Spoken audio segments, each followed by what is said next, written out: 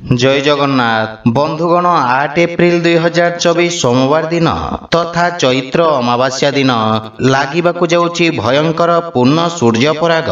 एही सूर्यपराग भूमि रु आकाश पर्यंत केते प्रकारर चेतावनी नेकी आसुछि। एहा होउछि वर्षर प्रथम सूर्यपराग।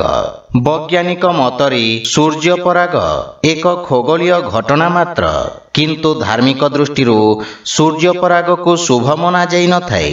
ज्योतिष शास्त्र अनुसार सूर्यपराग समय आम आखपाखर प्रत्येक जिनिष प्रभावित होइथाए। एमितिरे किछि कार्य को करिबा ठारू दूरे रहिबा उचित। तो आसंतु जानिबा एही पूर्ण सूर्यपरागर सूतक काल मान्य हेब ना नाही एवं एही सूर्यपराग केउ केउ स्थान रे दृश्यमान हेब एवं एहार प्रभाव कौन रहिबो से विषय रे।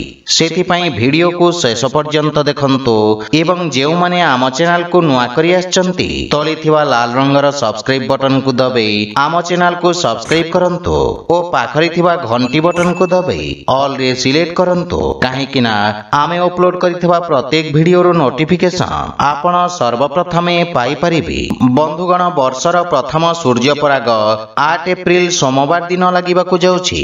भारतीय समय अनुसार एही सूर्यपराग 8 एप्रिल रात्र 9 घंटा 12 मिनिट रे प्रारंभ हेबो एवं 9 एप्रिल को मध्यरात्रि 2 घंटा 22 मिनिट रे हार समापन हेबो। 2024 वर्षर प्रथम सूर्यपराग Canada, Mexico, United States, Aruba, Bermuda, Caribbean, Netherland, Colombia, Costa Rica, Cuba, Dominica, Greenland, Ireland, Iceland, Jamaica, Norway, United Kingdom एवं वेनेजुएला समेत दुनियार किछि अंशरे दृश्यमान हेबो, किंतु एही सूर्यपराग भारत रे दृश्यमान हेबो नहीं, जहा फल रे भारत रे एहार सूतक काल मध्य मान्य हेबो नहीं। बंधुगण सूर्यपराग लागिबार 12 घंटा पूर्वरु एहार सूतक काल मान्य होई थाए, किंतु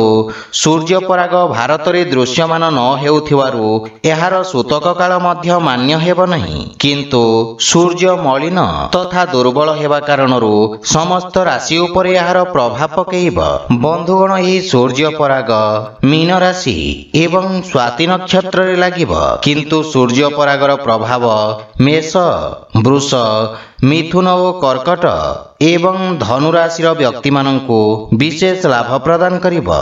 जदि आपणक राशि मध्य एही 5टी राशि मध्य रे रहिछि ताहले आपणकु एही सूर्यपराग लाभान्वित करिबो। तो बंधुगण जदि वीडियोटी आपण मानकु भलो लागि थाए लाइक शेयर और कमेंट करी जणांतु एवं आम चैनल को सब्सक्राइब करंतु।